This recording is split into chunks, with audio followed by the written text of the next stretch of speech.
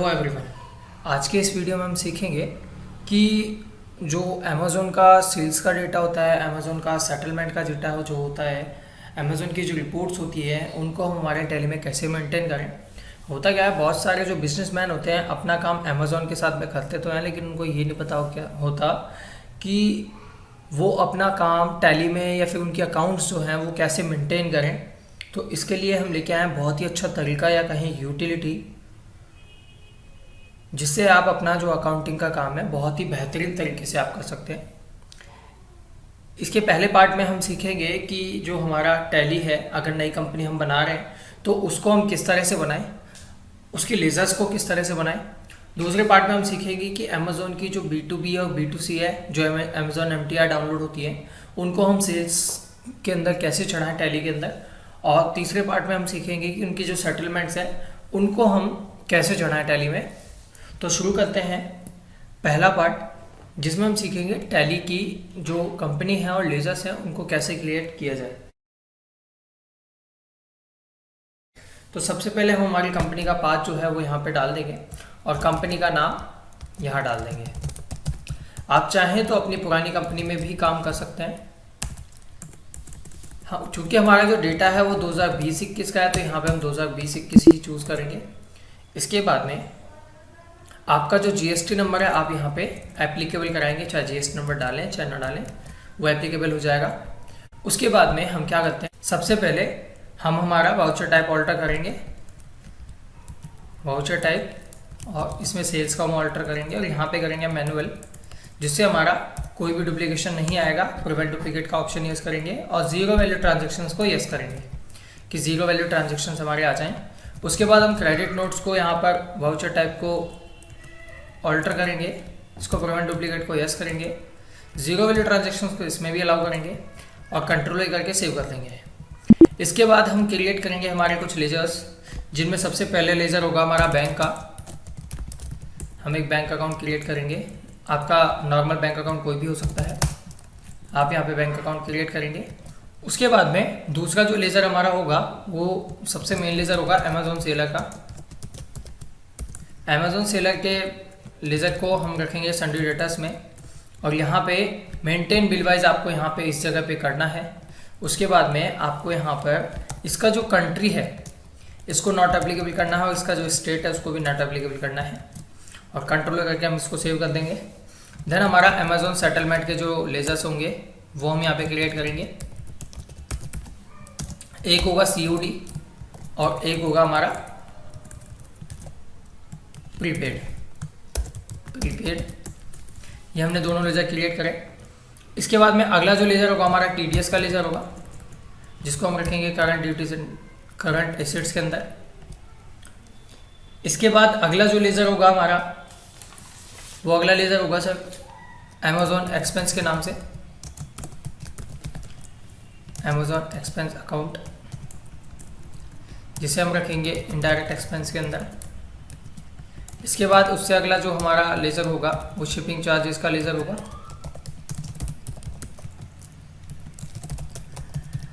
Shipping charges, इसके अंदर हमें इसे रखना है डायरेक्ट इनकम के अंदर और इसमें आपको यहाँ पर GST को एप्लीकेबल कर देना है और सेट ऑल्टर GST डिटेल्स को नो कर देना है। कंट्रोल करके इसको भी हम सेव करेंगे। इसके बाद में जो हमारे सेल परचेज के जो लेजर्स हैं वो हमारा सॉफ्टवेयर आपको क्रिएट करके देगा। आपको बताऊँगा कि किस तरह से आपके वो सेल और परचेज के जो लेजर्स हैं वो किस तरह से क्रिएट होंगे। ड्यूटीज एंड टैक्सेस के लेजर आपके कैसे क्रिएट होंगे। तो अब चलते हैं हमारे दूसरी पार्ट की तरफ, जिसमें हम सीखेंगे अमेज़ोन B2B और B2C की जो सेल है उसको कैसे हम टैली में चढ़ाएं।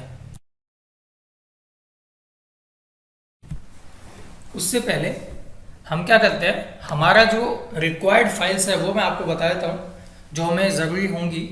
अमेज़ोन B2B की जो सेल्स है जिसको हम अमेज़ोन MTR B2C और अमेज़ोन MTR B2B, ये हमारी दो सेल रिपोर्ट निकलती हैं एक महीने की। इसके बाद में जो आपकी प्रीपेड की सेटलमेंट्स होंगी वो इस तरह से होंगी, अगर आपके 3 दिन में सेटलमेंट होता है तो आपके महीने की 10 होंगी और आपके 2 होते हैं तो 15 होंगी। उसी तरह से आपको COD की फाइलें भी आपको डाउनलोड कर लेनी है। तो ये 4 चीज़ें आपको यहाँ पे डाउनलोड कर लेनी है। अब आते हैं हमारे सॉफ्टवेयर की तरफ, जिससे हम लेज़र क्रिएशन करेंगे परचेज सेल का, और वहीं से हम हमारी एंट्रियां पास करेंगे सॉफ्टवेयर से टैली में। ये हमारा एक सॉफ्टवेयर का फोल्डर है जो कि आपको हमारी वेबसाइट से मिल जाएगा, जो कि हमारी वेबसाइट जो है क्विक टू टैली के नाम से यहाँ पर होगी। इसके अंदर आपको क्या करना है, डाउनलोड पेज में जाना है और यहाँ पर आप अपने हिसाब से, जो कि हमारा ई कॉम का है, तो ई कॉम के लिए हम ये वाला जो यूटिलिटी है उसको डाउनलोड पे क्लिक करेंगे। डाउनलोड पे आप जैसे ही क्लिक करेंगे वो फिल मांगेगा, फॉर्म आपसे मांगेगा। फॉर्म में जैसे ही आप सबमिट करेंगे उसके बाद एक सेटअप डाउनलोड होगा, सेटअप को इंस्टॉल कराएंगे। इंस्टॉल कराने के बाद में आपका सॉफ्टवेयर के लिए स्क्रीन पर आपके 3 आइकन बन जाएंगे इस जगह पे। बिकॉज मैं ऑलरेडी इसको यूज़ कर रहा हूँ तो मैंने क्या कर रखा है, वो जो सेटअप्स है मैंने एक फोल्डर में डाल रखे हैं जो कि आपके सामने यहाँ पर है, ये रहा। हम क्या करते हैं, हमारा जो बिटनेस है एक्सेल का उसके हिसाब से हम इसे स्टार्ट करेंगे। अगर हमारा 2007, 10, 13, 16 या 19 या कोई भी हमारा एक्सेल का वर्जन है जो कि 32 बिट का है तो हम ये वाली फाइल स्टार्ट करते हैं, 64 बिट का है तो ये वाली स्टार्ट करते हैं। बट हमें ये नहीं पता कि हमें कौन सी बिटनेस है, तो हम इस पर क्लिक करके इसको स्टार्ट करेंगे। क्योंकि मेरा 64 बिट है तो मैं यहाँ पे इसको स्टार्ट करता हूँ। ये हमारा सॉफ्टवेयर जो है वो स्टार्ट हो चुका है। अब आपको क्या करना है, अगर आप एग्जिस्टिंग यूज़र हैं तो एक्टिवेशन पे क्लिक करने के बाद आपको रीएक्टिवेट एग्जिस्टिंग यूज़र करना है, जिसमें आपको आईडी पासवर्ड डालने होंगे और रीएक्टिवेट करना है। अगर आप न्यू यूज़र हैं तो यहाँ पर ये डिटेल्स फिल करने के बाद जनरेट ओटीपी करेंगे, देन आप दोनों ओटीपी डालेंगे यहाँ पर, मोबाइल का और ईमेल का।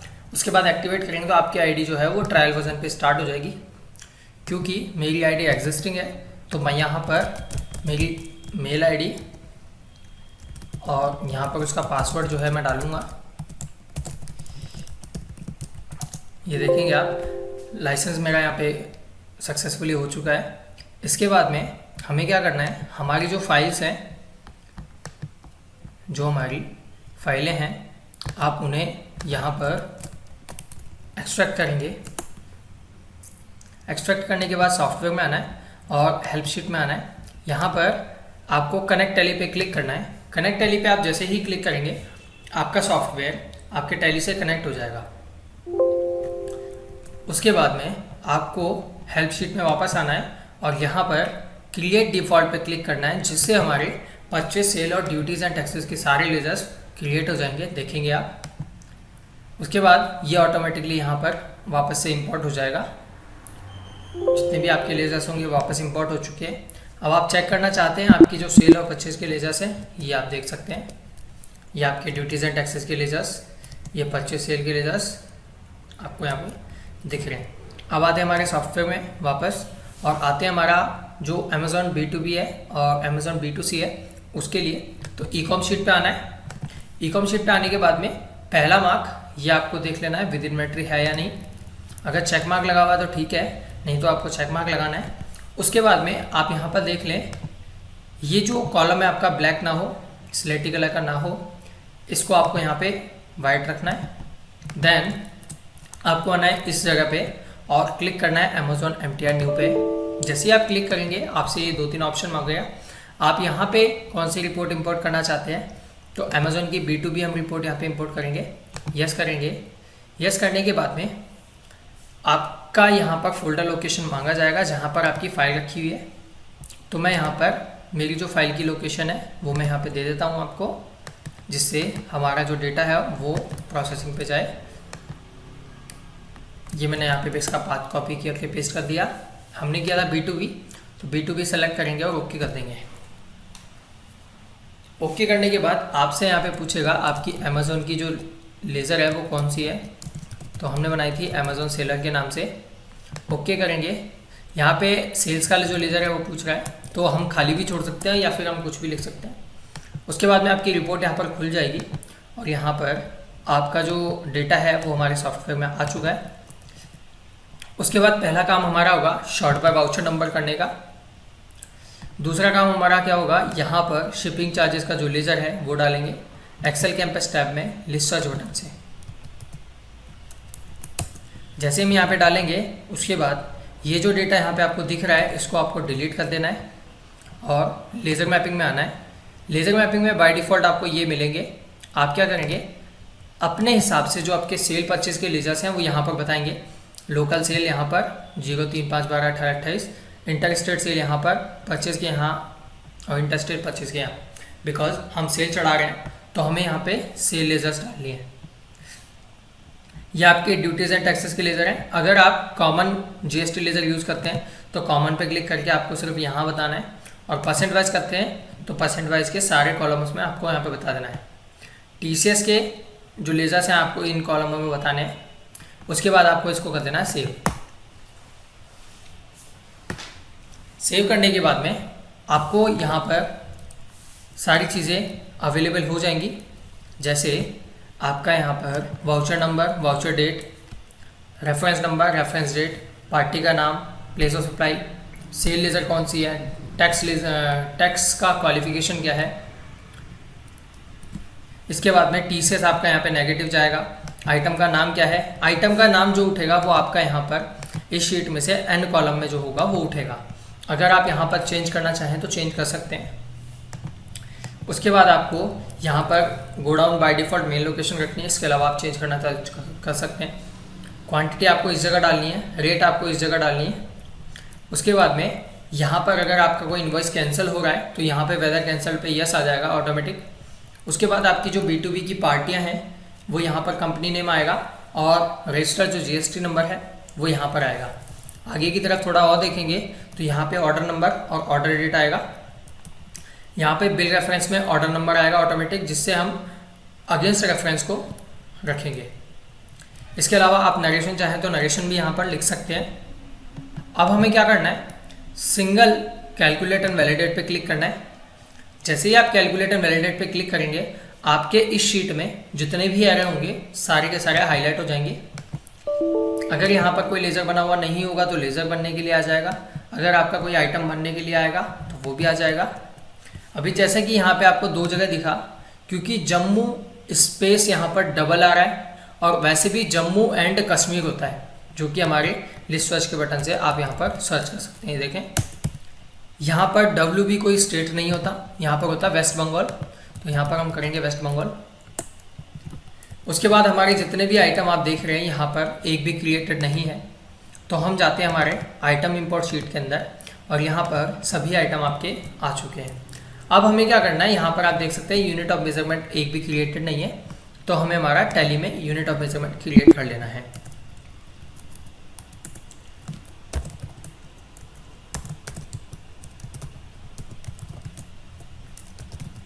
ये हमने यूनिट ऑफ मेजरमेंट क्रिएट करा।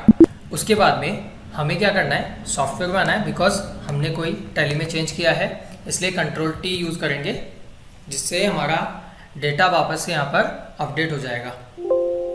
ये हमारा डेटा अपडेट हो गया, क्योंकि अभी यहाँ पर कोई भी आपका यूनिट ऑफ मेजरमेंट नहीं आ रहा था, अब यहाँ पर आ चुका है, और हम इसको कॉपी करके पेस्ट कर देते हैं। HSN कोड हमें डालना है तो हम डाल सकते हैं, और इसे भी कॉपी पेस्ट। यहाँ पर हम ग्रुपिंग भी डाल सकते हैं, यहाँ पे HSN की डिस्क्रिप्शन भी डाल सकते हैं। अब हमें ग्रुप डालना है तो यहाँ पे हम नॉर्मल कोई भी नया ग्रुप डाल सकते हैं, ऑटोमेटिक यहाँ से क्रिएट होगा। जैसे ही आप सारी डिटेल्स फिल कर देंगे, आपका एक्सपोर्ट टू टैली बटन पे क्लिक करना है और यहाँ पर यस करना है। यस जैसे ही करेंगे आपके क्रिएट हो गए हैं 16, ऑल्टर हो गए हैं 14। ऑल्टर क्यों हुए, आपके जो ग्रुप है वो एक ही था और वो हर जगह शो हो रहा था, इसलिए वहाँ पे ग्रुप ऑल्टर्ड हुआ। उसके बाद में वापस आपको आना है ई-कॉम शीट पे और कर देना है कैलकुलेट एंड वैलिडेट पे क्लिक। जैसे ही आप क्लिक करेंगे, इसको यस करेंगे, यस करने के बाद वैलिडेशन सक्सेस हो गया। अगर आपका R1 कॉलम जो है वो ट्रू होता है तो आपका डेटा यहाँ पर एक्सपोर्ट होने के लिए अवेलेबल है, और अगर नहीं होता है तो यहाँ पर आपके अभी भी एरर्स बाकी हैं, ये आप ध्यान में रखें। इसके बाद आपको कर देना है एक्सपोर्ट टू टैली। जैसे ही आप एक्सपोर्ट टू टैली करेंगे, आपके यहाँ पे सारी एंट्रियाँ ट्रांसफ़र हो जाएंगी। अगर ट्रांसफ़र नहीं होती हैं तो यहाँ पे आपके जो भी एरर होगा वो एरर शो होगा, और ऑल्ट्रेशन होता है तो ऑल्ट्रेशन भी आपको यहाँ पे शो होगा। तो हम देखते हैं हमारी जो 22 एंट्रियाँ क्रिएट हुई हैं वो टैली में किस तरह से हुई हैं। आप देखेंगे DSS डिस्प्ले डे बुक के अंदर, डिस्प्ले के अंदर आएंगे, डिस्प्ले में स्टैटिक्स के अंदर अपना यहाँ पे दिख जाएगा। 20 हमारी सेल्स वाउचर हैं, 2 आपके क्रेडिट नोट्स हैं। क्रेडिट नोट हम देखेंगे अमेजोन सेलर के हैं, ये देखिए आप, ये हम देख सकते हैं ऑर्डर नंबर की जगह order number, date order date की जगह ऑर्डर डेट, और ऑर्गेनाइजेशन इनवॉइस, ओरिजिनल इनवॉइस के नीचे ओरिजिनल इनवॉइस और ओरिजिनल डेट जो है वो यहाँ पर आ चुकी है। ये विकास एक्सपोर्ट्स को रिटर्न हुआ है माल, इसलिए उसी तरह से हमारे जो इन्वॉइसेस हैं वो भी यहाँ पे आप चेक कर सकते हैं। अभी जो यहाँ पर एक इन्वॉइस था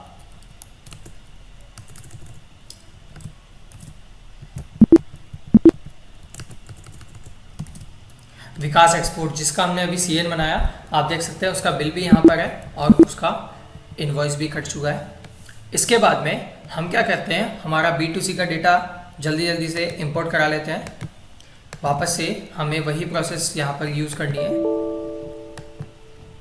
B2C के अंदर यस करने के बाद हमें हमारी जो फाइल है वो दे देनी है।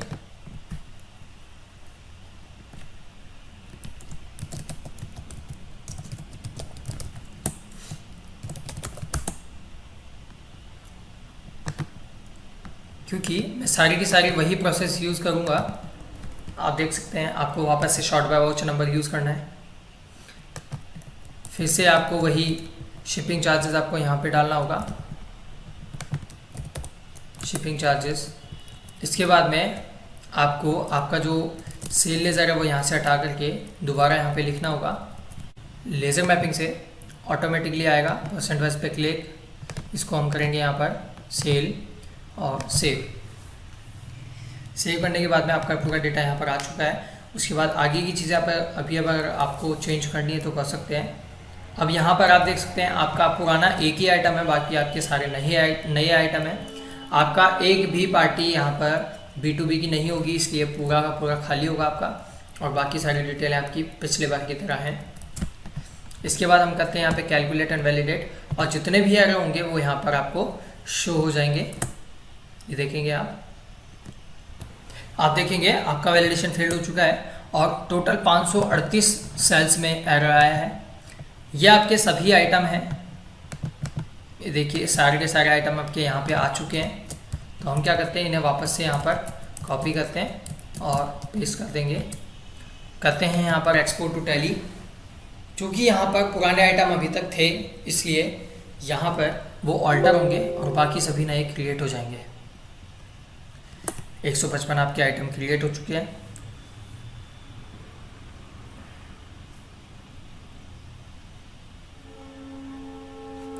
उसके बाद आपको ई-कॉम शीट पे आना है और वापस आप देखेंगे यहाँ पर आपका जो ये स्टेट है, स्टेट के अंदर एरर आया है। तो इसको हम कैसे जल्दी से जल्दी ठीक कर सकें, इसको पूरे डेटा को आपको कॉपी करना है और कंट्रोल एन दबा करके एक नया शीट खोल लेना है, कंट्रोल V आप पेस्ट करेंगे और यहाँ पर फिल्टर लगाएंगे कंट्रोल शिफ्ट L के साथ में, और फिल्टर लगाएंगे रेड का, ये आप देखेंगे। उसके बाद में आपको यहाँ पर वही एक्सेल कैंपस के टैब से लिस्ट सर्च करना है, दमन दीव, जम्मू एंड कश्मीर।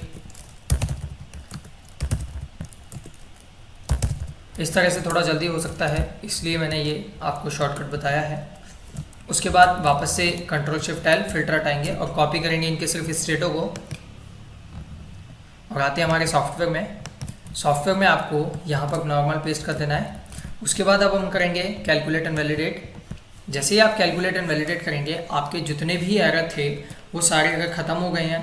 तो यहाँ पर आपको शो हो जाएगा R1 कॉलम में ट्रू, नहीं तो आपका एरर शो होगा। उसके बाद आपको क्लिक कर देना है एक्सपोर्ट टू टैली पर। आप यहाँ पर देखेंगे आपके जितने भी वाउचर थे 631 वाउचर यहाँ पर क्रिएट हो चुके हैं। हम यहाँ पर करते हैं ओके करने के बाद आपके जो 631 वाउचर हैं वो यहाँ पे आपको कहाँ दिखेंगे, वो आप यहाँ देख सकते हैं। 631 वाउचर आपके थे और सभी एक्सपोर्ट हो चुके हैं। तो हम इसको टैली में चेक करते हैं एक बार, और टैली में चेक करने के लिए आपको देखेंगे यहाँ पर 574 टोटल इनवॉइस हैं आपके, जिनमें 79 आपके क्रेडिट नोट्स हैं। अब हम हमारे यहाँ पर देखते हैं जो हमारे GSTR 1 और 3 भी है उनमें हमारे यहाँ पे कोई मिसमैच आता है या नहीं आता। तो पहले करेंगे GSTR 3 पे क्लिक, और उसके बाद हम देखेंगे हमारा जो मार्च का पीरियड है उसके अंदर कोई सस्पेंस या फिर हमारा कोई मिसमैच आता है या नहीं आता है। तो यहाँ पर आप देख सकते हैं आपका यहाँ पर कोई भी मिसमैच नहीं आया है। इसके बाद आप आते हैं अपने GSTR1 पे और यहाँ पे भी पीरियड सेलेक्ट करते हैं। ये देखेंगे आपका यहाँ पर एक जो है मिसमैच आया है। वो क्यों आया है वो मैं आपको बता देता हूँ। आप यहाँ पर देखेंगे अपना जो GST नंबर है पार्टी का, ये देखेंगे, इसको हमने कॉपी किया, कॉपी करके हम गए और यहाँ हमने वेबसाइट पे जाके सर्च किया GST पोर्टल पे, और यहाँ पर हमने जो कोड डाला, कोड डालने के बाद हमें पता लगा कि ये GST नंबर पे है ही नहीं, GST नंबर जो है वो अवेलेबल ही नहीं है। देखेंगे आप। इसके बाद में वापस आता है हमारे टैली के अंदर, और इसके अलावा जितने भी हमारे इन्वॉइसेज है वो यहाँ पे शो कर रहे हैं नहीं कर रहे हैं, वो सारी चीज़ें आप यहाँ पे देख सकते हैं। देखिए ये आपके दोनों क्रेडिट नोट हैं, ये आपके सभी इन्वॉइसेज हैं और विद स्टेट आपके यहाँ पे सभी चीज़ें शो कर रही हैं।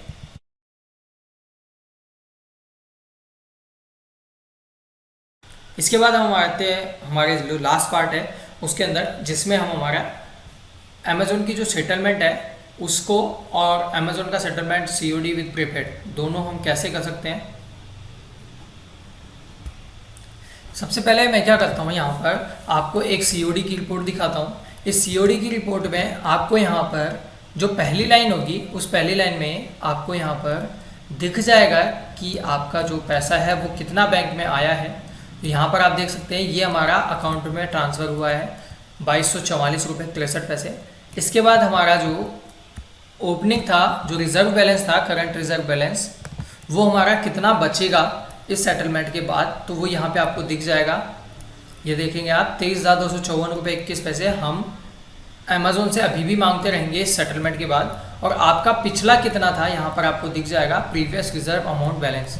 तो यहाँ पर 21,020 रुपये 39 पैसे आपको यहाँ पर ओपनिंग था। तो हम क्या करते हैं, हमारे टैली के अंदर इस ओपनिंग को डाल लेते हैं, ऑल्टर के अंदर अमेज़ोन के अंदर COD, और हमारा जो ओपनिंग है उसे हम यहाँ पे डाल लेते हैं।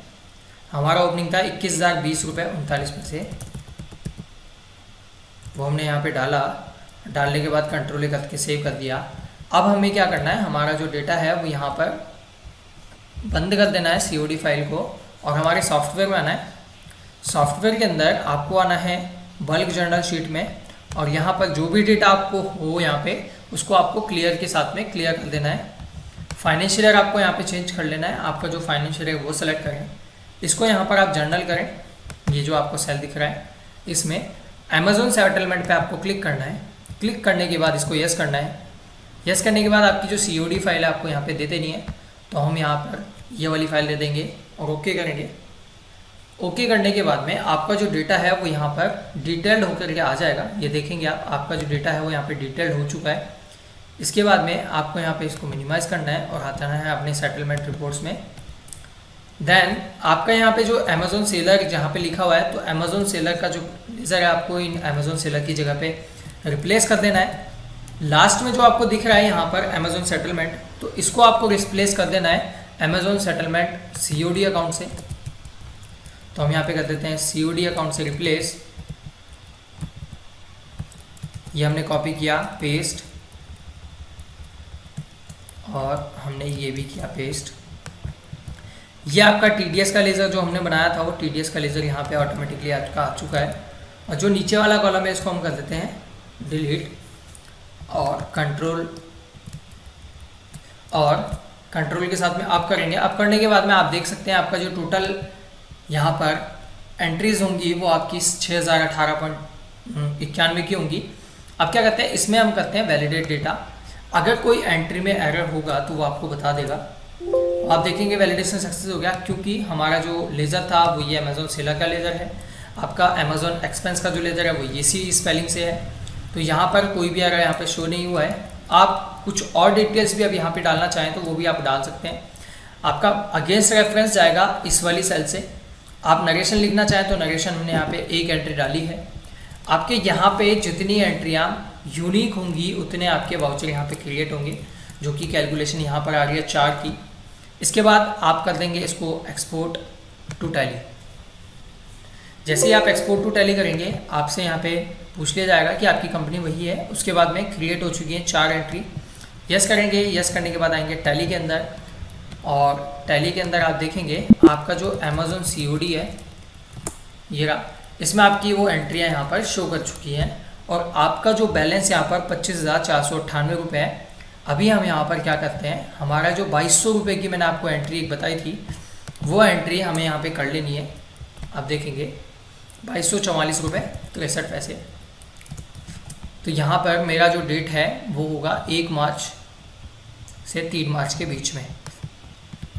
तो हम एक एंट्री डालते हैं यहाँ पे 3 मार्च की और रिसीविंग में डालेंगे बैंक अकाउंट और यहाँ पर हम करेंगे अमेज़ॉन COD और ये हमने अमाउंट डाल दिया है। इसको कर देते हैं हम सेव करने के बाद आप देख सकते हैं 23,254 रुपये 21 पैसे यहाँ पर बैलेंस मैच हो रहा है। और यहाँ पर जो हमारा बैलेंस आ रहा है आप देख सकते हैं ये हमारा करंट प्रीवियस बैलेंस है जो कि हमारा 23,254 रुपये 21 पैसे आ रहा है। ये हमारा अमाउंट एग्जैक्टली मैच होगा। मैं फटाफट से मेरी जितनी भी रिपोर्टें हैं वो आपको यहाँ पर एक्सपोर्ट करके यहाँ पे फिर से मिलता हूँ।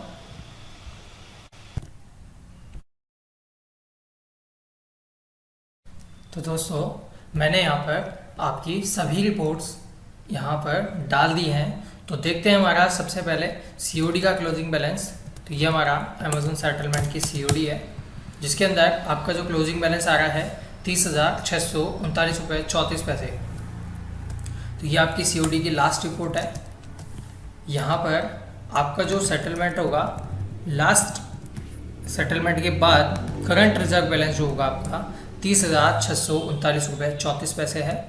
तो हम इसको बंद करते हैं और हमारा मैच हो चुका है। इसके बाद आते हैं हमारे प्रीपेड के अंदर।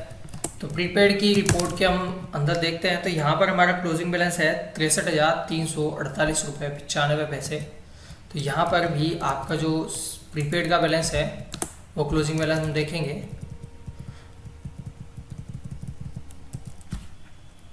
ये हमारा करंट रिजर्व और 63,348 रुपये 95 पैसे। यहाँ पर हमारा जो दोनों बैलेंस है वो एग्जैक्ट मैच हो चुके हैं। इसके बाद बारी आती है हमारा बिल वाइज रेफरेंस की। हम उसको देखेंगे तो किस तरह से हमारा दिखेगा। तो आइए देखते हैं। हम क्या करते हैं, यहाँ से अमेज़न सेटलमेंट से सीधा जाते हैं हमारी रिपोर्ट की तरफ DAL अमेज़न सेलर में। तो अमेज़न सेलर में हमारा जो बैलेंस है वो यहाँ पर आपको दिख रहा है 3,939 रुपये 51 पैसे। यहाँ पर हम करते हैं इसको बिल वाइज। तो आपका 28 मार्च का ये जो बिल हम देखेंगे तो यहाँ पर 743 रुपये का इनवॉइस हमारा क्रिएट हुआ था। उसके अगेंस्ट में ये जो था हमारा सीन बन चुका था उसका हमारा यहाँ पे चढ़ना बाकी है जो कि हमारे अगले रिपोर्ट्स के अंदर आएगा। इसके बाद में आपके देख सकते हैं यहाँ पर करंट इनवॉइसेज है जिनका अभी सेटलमेंट नहीं हुआ है। आप चाहते हैं इस सॉफ्टवेयर को अच्छे से समझना तो हमारे सॉफ्टवेयर के अंदर ये तो एक छोटा सा पार्ट था जो कि हमारा अमेज़न का था। इसके अलावा हमारा फ्लिपकार्ट भी यहाँ पर अवेलेबल है, मिंत्रा भी अवेलेबल है। आप यहाँ पर आइटम भी क्रिएट कर सकते हैं सभी तरह के। आप यहाँ पर लेजर्स भी क्रिएट कर सकते हैं और आपके जो नॉर्मल सेल परचेज होती है जिसमें इन्वेंट्री विदाउट इन्वेंट्री दोनों एप्लीकेबल होती है, with cost centre batch wise detail सारी चीज़ें अवेलेबल हमारे सॉफ्टवेयर के अंदर है।